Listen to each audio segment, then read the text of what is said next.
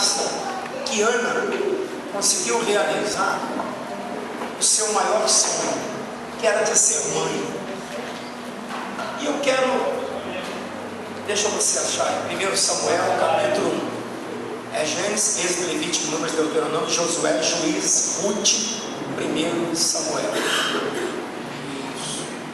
Depois da história de Ruth foi outra mulher maravilhosa, que por obediência ao marido saiu da terra que ela vivia, casa de pão.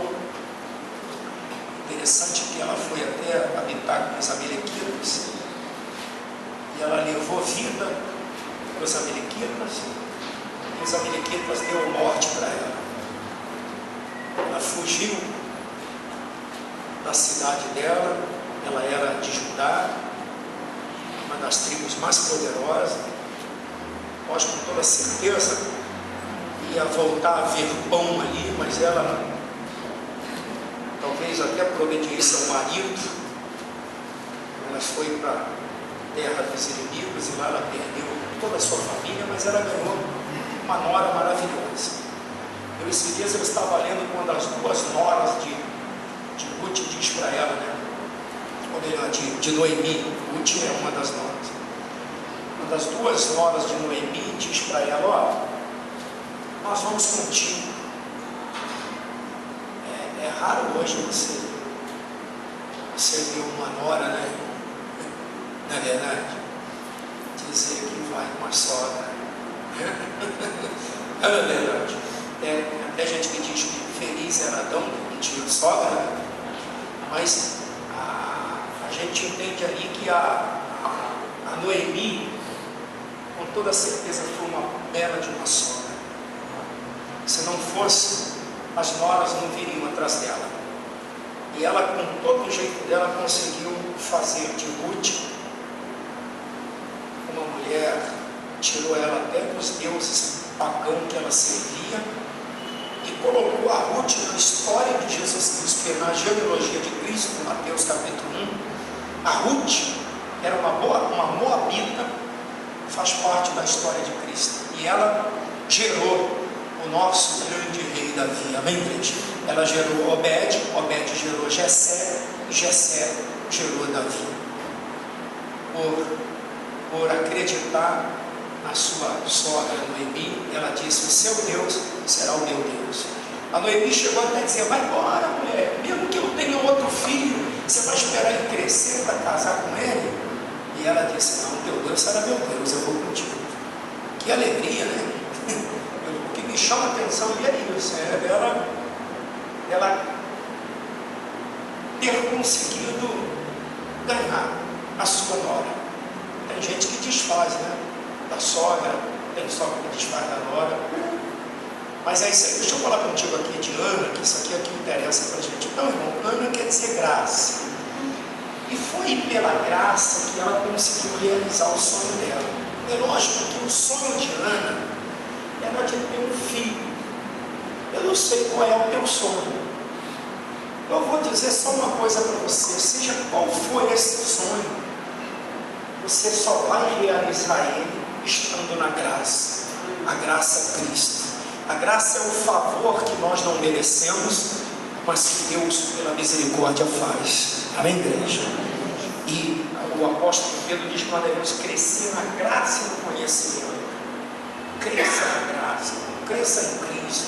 Seja um homem ou uma mulher de oração.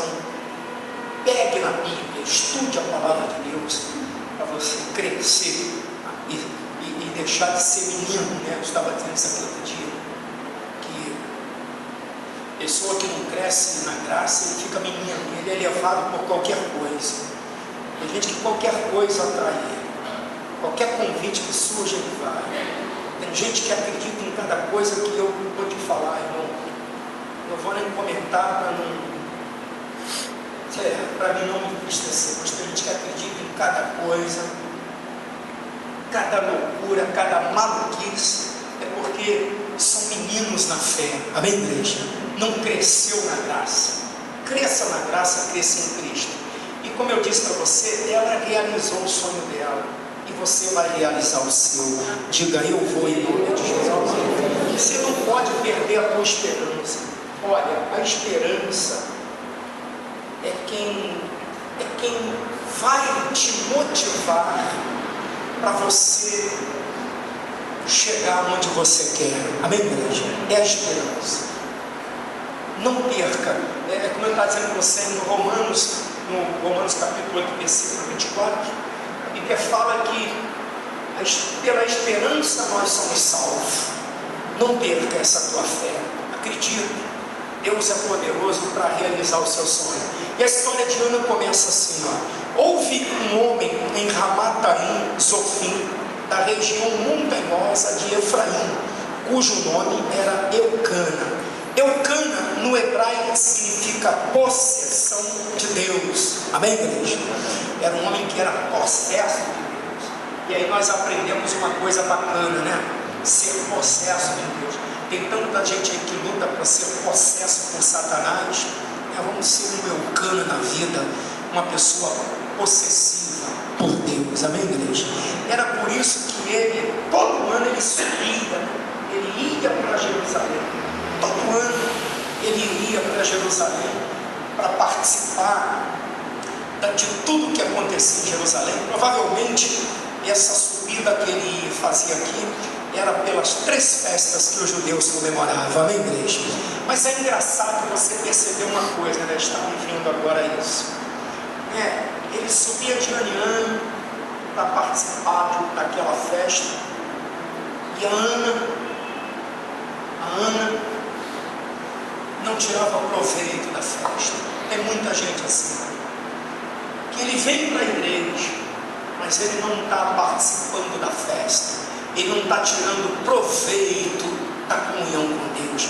Porque uma coisa é você ir para a igreja, outra coisa é você tomar atitude. Amém, igreja? É ter atitude. E é isso que eu quero falar, que tem um ponto nessa mensagem. Eu já prego isso aqui há algumas vezes. São 37 anos quase no altar pregando o evangelho. Eu já preguei Ana de tudo quanto é jeito, mas Deus ainda tem muita coisa para nos ensinar. E Ele hoje nos ensinou bonito e vai nos ensinar agora. Amém, igreja? Então, esse Eucana, filho de Jeroão, filho de Eliú, filho de Tou, filho de Zuf, eframita. Porque ele era da tribo de Efraim, né? Uma tribo abençoada. Tinha ele 2 mulheres. Aí o outro que é meio incrédulo, mas com isso aqui, tá vendo? O homem tinha 2 mulheres. Acontece que naquela época era muito vergonhoso para um homem não ter filho. E ele tinha o direito de ter uma concubina, uma mulher, para que lhe desse filho. Não é que era obrigatório, mas ele poderia ter, porque era desonroso. A mulher que ele amava, Ana, era estéril. E só para você ter uma ideia, estéril naquela época, as pessoas olhavam para uma mulher estéril e diziam: essa mulher é amaldiçoada por Deus. Uma pessoa estéril naquela época carregava essa marca de ser uma mulher amaldiçoada por Deus. Você vê o que é bonito na história de Ana, quando ela se envolve com a fé, quando ela agia a fé, porque precisa isso, ela tinha todos os motivos para desistir da missão de vir para Jerusalém todo ano. Ela tinha todos os motivos. O problema de muita gente é que eles deixam se levar pelas marcas. Amém, igreja? E eles não tomam uma atitude por aquele que sara a ferida, por aquele que tira a ferida. A Ana tinha essa marca de ser uma mulher amaldiçoada por Deus, mas ela lutou contra aquilo. Na verdade, ela lutou contra o próprio Deus. E ela, num voto que ela faz a Deus, ela quebra essa maldição de não poder ter filho. Irmão, eu estava dizendo isso hoje, o Moisés, um dia Deus disse que ia destruir a nação de Israel, porque Moisés estava lá no monte, Deus escrevendo a tábua dos mandamentos, mandando lei, preparando a mensagem para o povo, e o povo ficou numa ansiedade, numa ociosidade, aí começaram a dizer: esse Moisés aí, tá bom, já é, vamos fazer um Deus para nós. Aí eles recolheram joias, ouro, para fazer um bezerro de ouro, não falta ouro, né? Cala a boca, Batista, quem sabe ler um pingo é. Isso é um Francisco. Deixa eu só explicar aqui para você o que eu quero dizer. E aí eles jogaram aquele ouro dentro de um fogo, e ali nasceu uma imagem de um cabrito, e aí eles começaram a adorar. Deus então deu uma ordem para Moisés, que iria matar todo aquele povo, que ia acabar com aquela geração.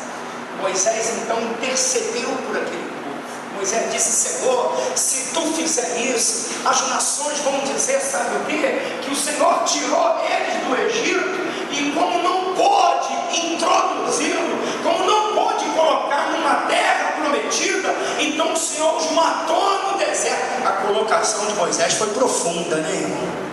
Vocês estão entendendo? Vocês já pararam para pensar na colocação da oração de Moisés? Isso é um exemplo para nós. Às vezes nós estamos aí numa aflição, numa luta, estamos vivendo uma destruição. Nós, ao invés de nós procurarmos palavras que confrontem com Deus, que mostrem para Deus um lado bom, positivo, nós usamos palavras negativas. Você compreendeu? Moisés ali, eu acho ali que Deus não só queria destruir aquele povo, mas ao mesmo tempo Deus estava testando Moisés, porque Moisés poderia dizer: é isso mesmo, Senhor, vamos acabar com esse povo, e a partir de mim o Senhor vai fazer um outro povo. Moisés mostraria um orgulho, amém, igreja? E Deus ficaria muito triste com Moisés. Moisés orou: se o Senhor matar esse povo, as nações vão dizer que o Senhor não tirou eles do Egito, mas não tinha planos, não sabia o que fazer deles, não sabia como lidar com eles. O Senhor matou no deserto. E Deus então, por causa da oração de Moisés, Deus se arrependeu. Amém, igreja? Quem é que diz que a gente não muda a Deus? Deus está propício à nossa colocação. Deixa Deus te ouvir. Fale com Ele. Não aceite o que você está vendo, o que você está vivendo. A Ana tinha todos os motivos para desistir. Quando o marido dela diz para ela assim, quando a Bíblia diz que de ano em ano eles vinham, ela podia dizer: o que eu vou fazer em Jerusalém? O que eu vou fazer lá na casa de Deus? Se esse Deus aí me tem como maldito, me amaldiçoou, eu vou lá todo ano e não tenho resposta nenhuma. Você vai ver que Ana não tinha resposta por causa da atitude. Tem muita gente assim, irmão, que está toda semana na igreja, se puder, vai todo dia na igreja, mas o que falta é atitude. Amém? Eu vou falar com você sobre isso.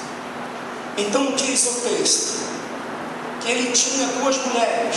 Uma se chamava o que, irmão? Ana. A outra chamava o que? Penina. Penina significa coral. Não é o coral no sentido de vozes, não. Coral no sentido de aquele negócio do mar. Amém, igreja? Deu para entender, não, Jesus? Conhece aquela, tipo aquela concha, né? Chama de coral. Já viram? Nunca viram? E tinha que abaixar, então vou saber o que é. Então ela era, a outra se chamava Penina. Penina tinha filhos. Ana, porém, não o quê? Não os tinha. Deixa eu falar aqui uma coisa para você. Essa palavra não os ter, ela é meia, uma palavra assim, meio sintomática. Eu vou explicar para você o que eu quero dizer. Sem sentido. Quando a Bíblia diz que Ana não tinha filhos, a Bíblia estava dizendo que Ana era vazia. Amém, igreja? Não ter significa ser vazio. Se você não tem, você é vazio. Você está vazio de alguma coisa. Amém, igreja? Ana era uma mulher vazia, totalmente vazia desse desejo de gerar um filho, de ser mãe. Ela não os tinha. Você compreende em nome de Jesus? Mas você vai ver que nada disso, eu estava dizendo hoje, vou dizer para você, nós vamos ver dois momentos de Ana. Primeiro nós vamos ver um momento de tristeza de Ana, mas nós vamos ver agora, daqui a pouco nós vamos ver o outro lado de Ana, como é bonito. E se você está desse lado, do lado da tristeza, pode ter certeza que o teu coração vai se alegrar. Você vai ver que Ana tem um coração triste, mas eu vou mostrar para você que esse mesmo coração de Ana que era triste se alegra no Senhor. Você vai ver isso. Então diz aqui a palavra de Deus: Ana, porém, irmãos tinha.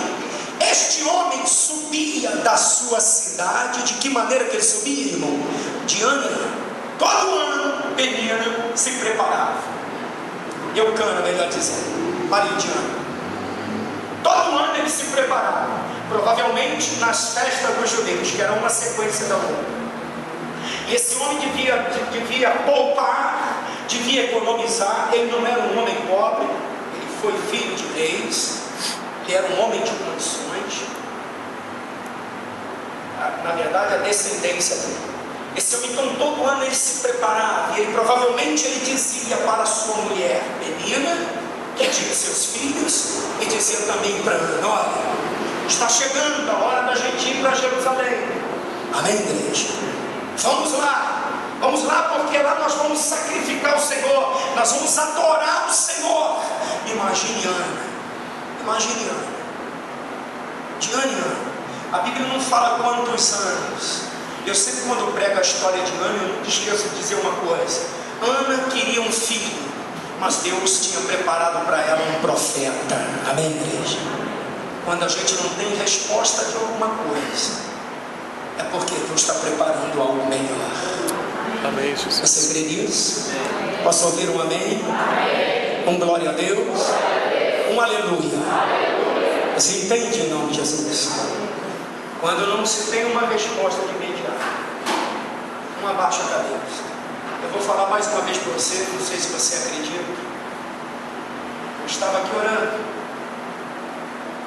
estava triste, mas o que Deus falou no meu coração, eu não vou esquecer nunca mais. Amém, igreja? Hoje eu estava conversando com um colega, ele me ligou, ele dirige uma igreja, e aí, irmão, como é que você está? Eu falei assim: olha, eu estou indo, meu trabalho está crescendo, mas tem uma coisa que eu nunca esqueço, e quando eu penso em fraquejar, eu lembro daquilo que você me disse. Há muito tempo atrás eu dei uma mensagem para ele sobre Davi, e ele guardou a mensagem. Ele disse que quando eu penso, eu lembro daquela mensagem, e me dá uma força tremenda, e o meu trabalho está crescendo. Falei: amém. Guarda isso. Deus não esqueceu da gente. Pastor, meu caso é grave. Só quem sabe se é grave é Deus. E se for grave, você lembra da oração de Davi? Davi um dia orou de que maneira, lembra? Senhor, tenha pressa em me socorrer. Provavelmente ele estava desesperado. Eu não sei dizer, você sempre teve o socorro dele. Talvez ele tivesse pressa de que Deus o socorresse, mas Deus não tinha pressa de o socorrer. Que quando Deus não socorre, Ele está no controle. Deu para entender em nome de Jesus? Ele está segurando. Pode deixar que Ele está segurando. Amém? Amém. Acredite. Deus tem me levado para experiências tremendas com Ele. Pode acreditar nisso. Então, voltando aqui na palavra, este homem subia de ano em ano a adorar e a sacrificar ao Senhor dos exércitos. Olha, na minha Bíblia não tem acento, mas eu sei que tem Bíblia que tem. Na minha Bíblia é Silo, mas se tiver acento é Siló. Tem alguém que tem acento aí? Tem alguém que tem acento? Tem alguém que não tem acento? A tua Bíblia é igual a minha. Na minha é Silo, ou se tiver é Siló. Se tiver, agora leia se você quiser, a palavra é a mesma. Eu fiz questão de conferir isso. Estavam ali os dois filhos de Eli, Ofni e Finéias. Como que, irmão? Como sacerdote do Senhor. Isso aqui eu estou para dar não vai ser hoje não, mas esses dois filhos de Eli, eles me chamam a atenção quando a Bíblia diz que eles estavam ali como sacerdote. Você vê que não não é Deus que colocou, até porque eles não eram sacerdotes. Se você for observar a Bíblia, se você fizer um estudo, esses 2 filhos de Eli, eles serviam a Baal. Pula no capítulo 2, eles são servidos, só para tirar a dúvida. Capítulo 2, versículo 12. Eram, porém, os filhos de Eli. Eram, porém, de Eli, os filhos de quem? Eram, porém, os filhos de Eli, filhos de quê? De quem? De Belial. E não que? Não se importava com o Senhor. Você vê, infelizmente, isso hoje tem muitos lares, onde no lar do pastor, os filhos não se importam com o Senhor. É uma tristeza isso. E o pior não é isso. Esses 2 eram filhos de Belial, que era o mesmo demônio do Baal de Jezabel. Amém, igreja? Mas olha que coisa interessante. Eles estavam ali como sacerdote. Se você ler a história mesmo de Eli, a história de Eli não é uma história muito bonita, não. Os filhos aproveitavam da condição do pai, abusavam das meninas. Eu, graças a Deus, nunca tive esse problema na minha vida, amém, igreja? Tem 2 filhos, um homem, um casado, está até aqui comigo nessa noite. Nunca tive problema. E olha que os meus filhos, graças a Deus, eu tenho 2 filhos bonitos. Amém? E sempre com muito juízo. Graças a Deus. Eu me orgulho disso. Hoje eu estava pensando nisso na minha casa. Presente que Deus me deu. E ambos são tementes a Deus, com certeza. Amém, Deus? Temeu Jesus. O mais novo é pastor, tem tudo de pastor. Até ele estava aqui comigo e ele recebeu um convite para ir para a Caixa Econômica, mas ele sempre fala comigo: pai, eu não vou ficar na Caixa. Meu filho, tua vida está na mão de Deus. Deus vai dirigir você. Na hora certa você vai tomar a decisão. Amém? Para mim, se ele trabalhar na Caixa, se ele for pregador, o que ele fizer, ele está na mão de Deus. Não pus filho no mundo para mim, para Deus. Amém, igreja? Se tiver que servir a Deus, vai servir a Deus. Eu só oro a Deus o seguinte: que seja um homem sério, seja um homem temente a Deus e que respeite a casa de Deus. É o que nós precisamos. Hoje em dia precisamos disso, não é isso? Pastor tem muito, e nunca quero ter filho pastor, quero ter filho homem de Deus. Porque pastor tem muito, homem de Deus tem pouco. Não é verdade? Verdade ou não é verdade? Mas voltando aqui para a mensagem, então estavam ali os 2 filhos de Eli. Eu não quero esticar eles, mas você vai ver que a atitude dela faz ela passar por cima de tudo isso. Talvez por isso ela não. A gente vai estudar isso, eu vou trazer uma revelação para você numa outra hora. Mas aí ele diz aqui, vamos lá, estavam como sacerdote do Senhor. Eles estavam, note bem que não foram colocados, eles estavam ali, amém, igreja? No dia em que Eucana oferecia o seu sacrifício, dava a ele porção deste aqui, irmão, a Penina, sua mulher, e a todos os seus filhos e que mais e filhas. Ele tinha filhos com a Penina, filhos e filhas.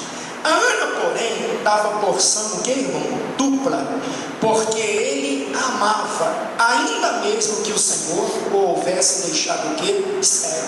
É um papel importante que ele fazia. Ele dava porção dupla para Ana, porque Ana era estéril. Quantas pessoas, irmão, estão deixando de lado os seus estéreis? Quantas pessoas estão perdendo a fé porque tem um marido estéril? Ele é estéril no sentido de não crer em Deus, de não buscar Deus. Quantas mães estão desistindo dos seus filhos? Não desiste não, mãe. Não desiste não, esposa, do teu casamento, porque ele está num momento difícil, de esterilidade. Talvez o teu casamento está passando por uma crise, mas isso vai acabar, porque você vai mudar isso. Amém, igreja? Você compreendeu em nome de Jesus? Agora, a Ana era amada. A Ana era amada. O marido amava ela, ainda que ela tivesse ficado estéril. Como eu estava dizendo, ela é amada, mas isso não é o suficiente. Às vezes nós não sabemos entender uma pessoa quando ela está no seu estado de tristeza. Você vai ver que mesmo o marido fazendo aquilo por ela, Ana não era feliz. Irmão, olha, cuidado com aquilo que você às vezes muito usa, né? Porque tem muita gente que diz assim: poxa, mas por que você está triste? Você tem tudo dentro de casa. Será que ela tem tudo dentro de casa? Será que a pessoa realmente tem tudo dentro de casa?